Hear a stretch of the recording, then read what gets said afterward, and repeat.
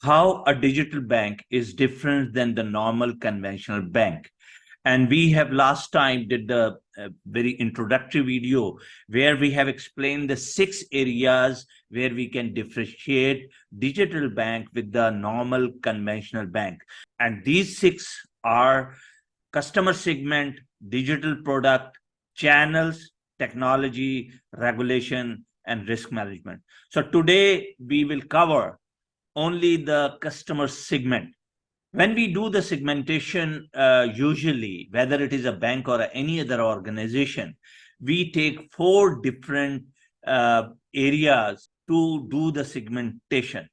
The first is the geographic, means the region, country, state, city, zip. That's the data we have to look into, kind of geography. The second area usually we see the demographic. What is demographic? Is the age, gender, education, family, income, size, net worth, ethnic, city. So these are mainly demographic. The next is we usually see the behavioral, like brand loyalty, basket size of the customer, frequency, average. And the last one, which is lifestyle. Lifestyle is all about interest, personalities, hobbies, profession, attitude.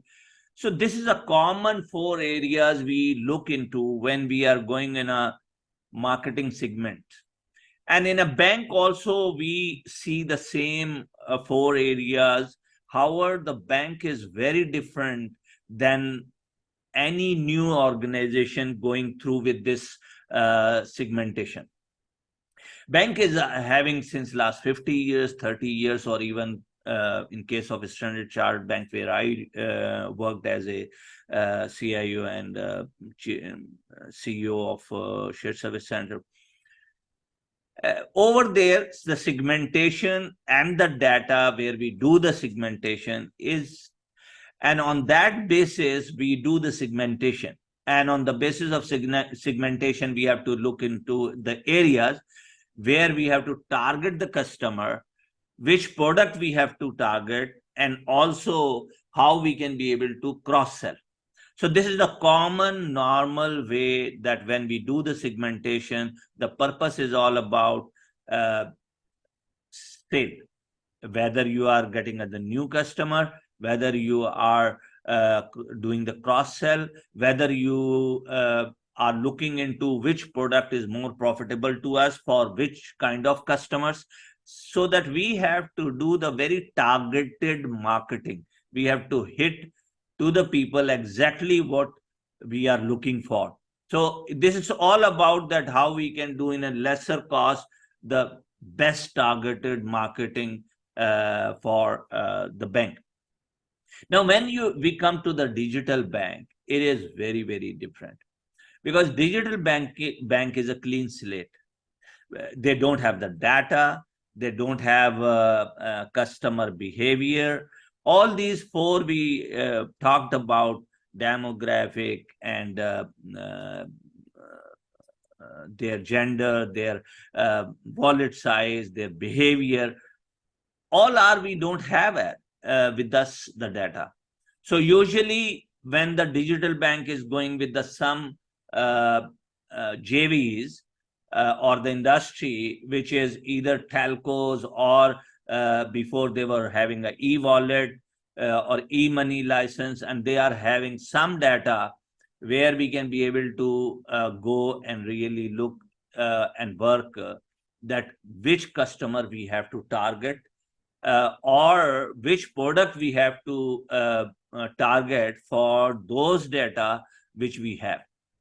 The first most important thing is the business and industry and JVs. So if you take an example of Standard Chartered Bank, Mox, we did in Hong Kong, we have gone with the 2 large JVs. One is the trips.com, which is having a close to the 1 billion customers.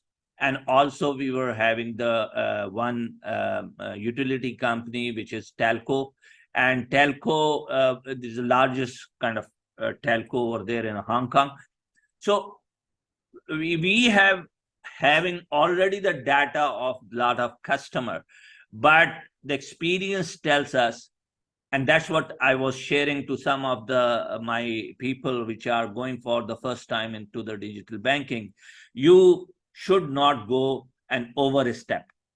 You should not work out your strategy in a basis that first year you can be able to get the million customer, because you are having a 5 million or 10 million or 15 million customers already, either with the telco company or like this trips. It won't happen, because people who are there, it's not necessary they can be open account with you as well. And the second, if you are already a wallet, so you are actually competing with yourself. Like you have a wallet, you are now digital bank. So in fact, the first day, what you are achieving, not much than actually bringing these people in. And my experience is, again, not all the people comes. Like even in Malaysia, it's a Grab, where they probably think that they are in a all Uber-like. Grab is a very popular in this area, Singapore, Malaysia, and other areas. So Grab is a one area where they are having a lot of customers. They are same as they are in a food business, delivery business, and food delivery business, definitely they have a lot of merchants. But will the all merchant will open an account with them? Probably yes, and probably no. So it's all about what benefit they will give it to them, like same day, probably the deposit to their account. So they can be able to convert fast. But we have to understand that these merchants are not the retainer of the money. They come and go. The money is not be in your account for, but anyway, today you have the money.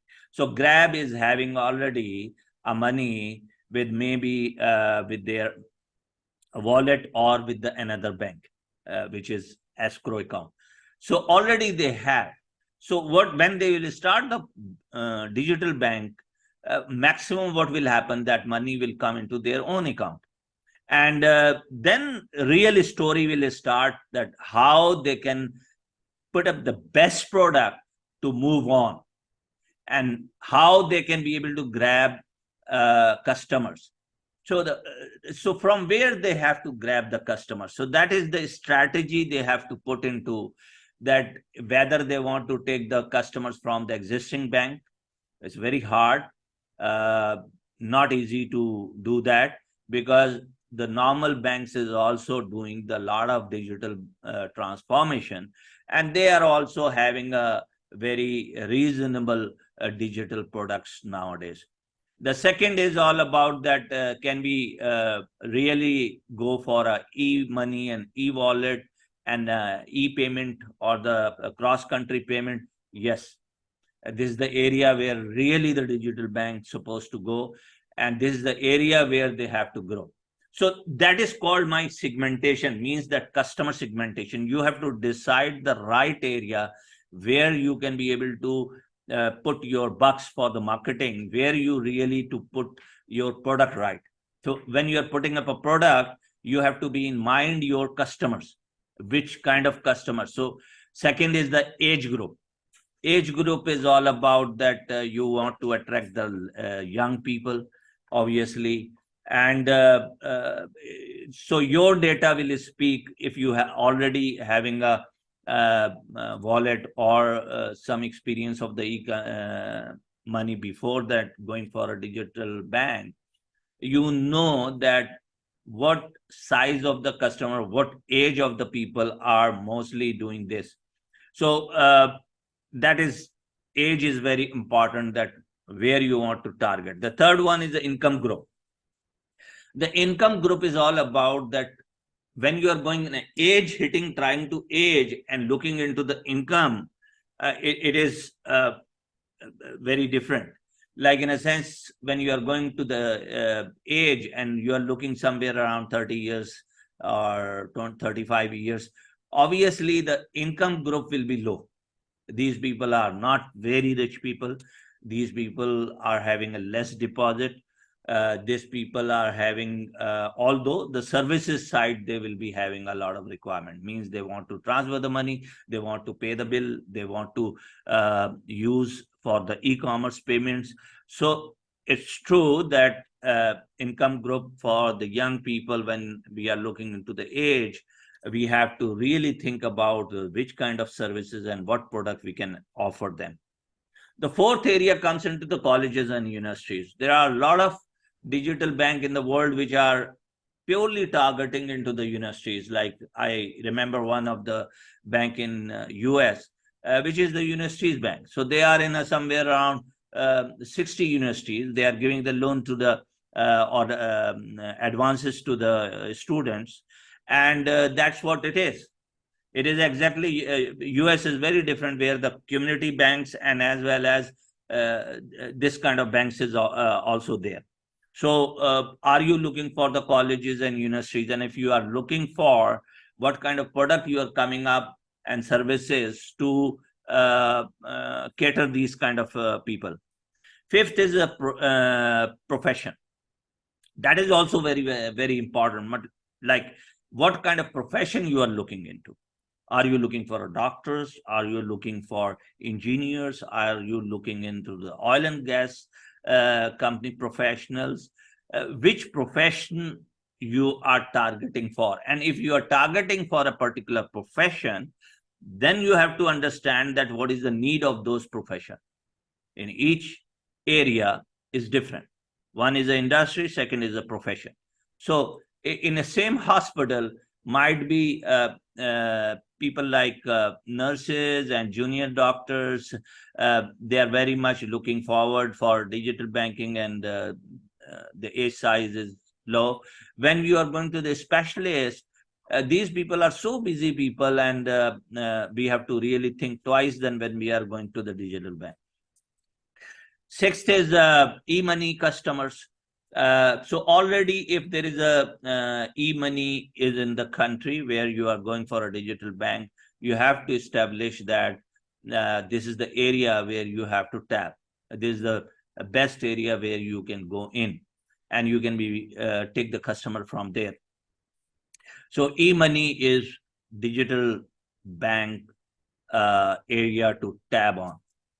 7 is the e-billing customer, no two views. E-billing, already digital conventional banks are doing it.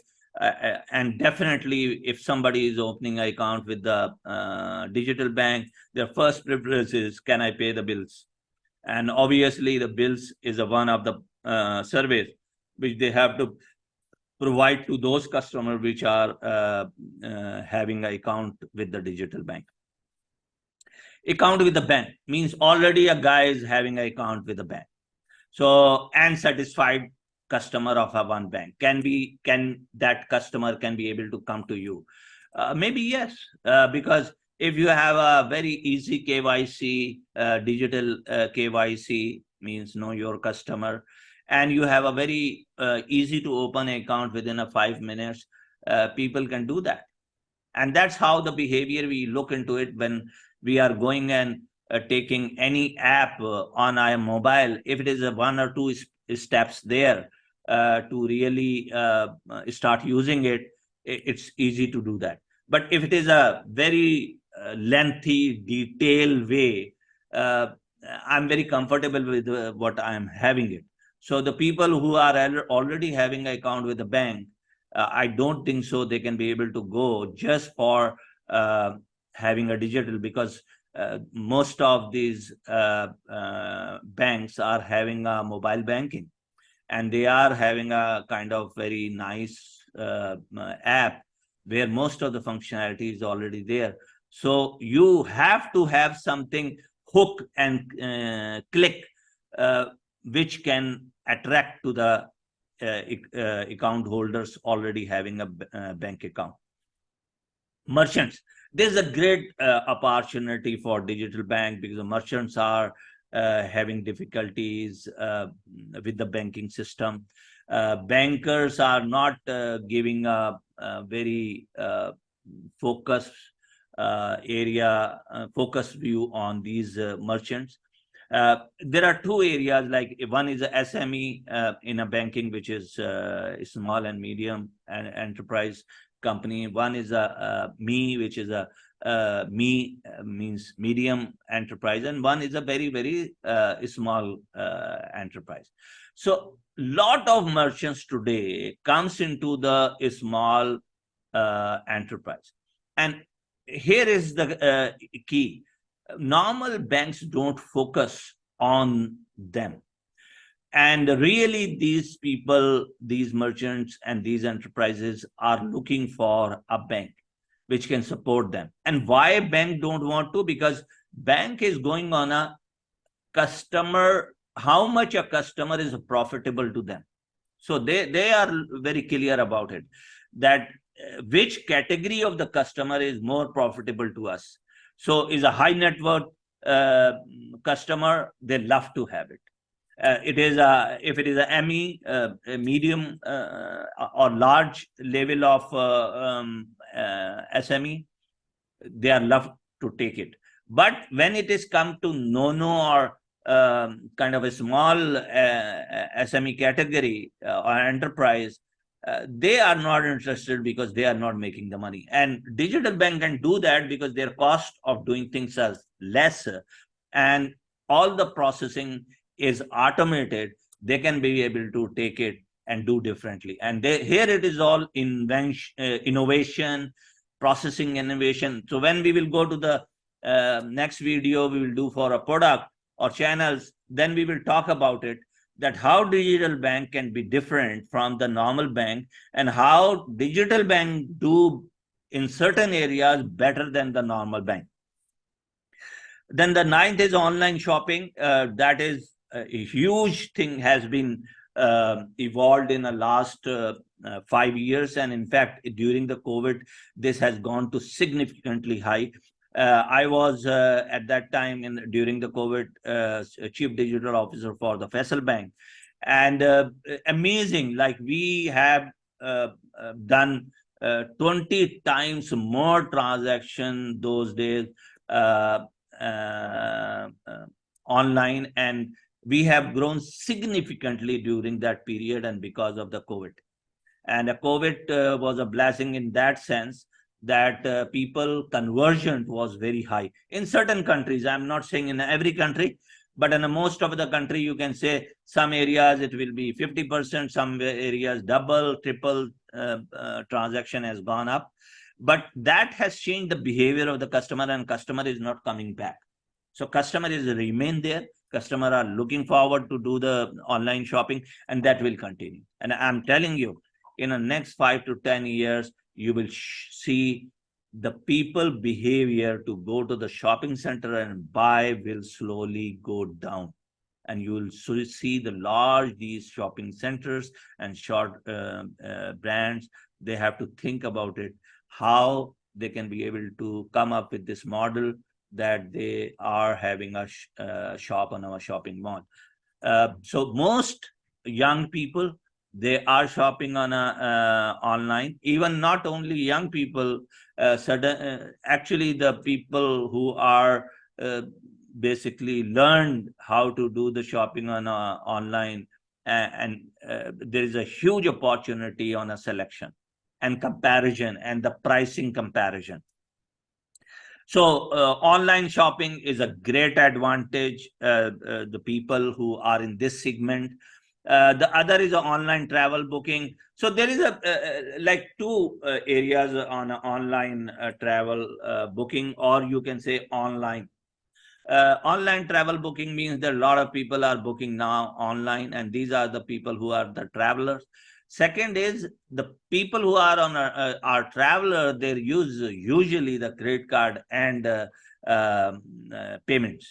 So when we will come to the product side, we will talk about it, that these are the two segments are very important for the digital bank, that the people who want to do the cross-country payments, and people who want to go is travelers, and they are going outside how the digital bank is supporting on a credit card or even to the debit card. The last is gamers. So the young people, you know that a lot of people are gamer, and gamer are doing a lot of transaction. Actually, I was not aware of that, how much money involved in the gaming. So when the gamers are doing the gaming, there's a lot of rewards. There are a lot of money into it, and they love to have a digital bank because they are very tech savvy people, and they want to go for it. So this is the area gaming is. I have not touched two areas, and I want to say because one or two banks did extremely well into that area. People, the segment which are more interested into Bitcoin. And now quite a number of countries are having these switches or channels where they can buy the Bitcoins. So one of the bank which is gone profitable, which is Revolut. So Revolut is having 27 million people across, I think exactly, I don't know the number of the countries, but maybe somewhere around 30, 35 countries in Europe. So this bank is all across Europe, the Revolut, and they are, you can open an account on Bitcoin as well. So 27 million customers is a huge, I think I have to do the study in a sense that they are the number one, or they are maybe in the top 5 when we are coming into the customers numbers. But there are very few banks are, and I will do the separate video on it. It's a lot of hype is on a digital bank. And what I can see is the people like bank like Atom Bank, which is since last 15 years in UK, not came in a profitable yet. Sterling Bank is one of the bank which is almost the same time, 2015 they started. And Anna came from a normal banking and she did an excellent job in the last 7-8 years. And now this year they are becoming profitable. And so how many banks and how many are profitable? So 200 around 50 banks, digital banks currently worldwide. And out of that, this is both like fully licensed and semi-licensed and unlicensed kind of. So 250. How many you think that are profitable? Only 10. So I'll do a separate video on it, that when the like how the bank has to put the strategy, is the profitability in the next 5 years in their agenda or not, and is really they are looking for a profitability, or they want to create like of their evaluation high and there is some other agenda on a back. But today, if you really want to see, there is we have to analyze those 10 banks very carefully, why they become the profitable and why the other banks are unable still on a profit. So I leave it this video here. Thank you very much joining us. Please, if you like this video, please subscribe it and put the icon button so that my all videos should come to you. Thank you very much.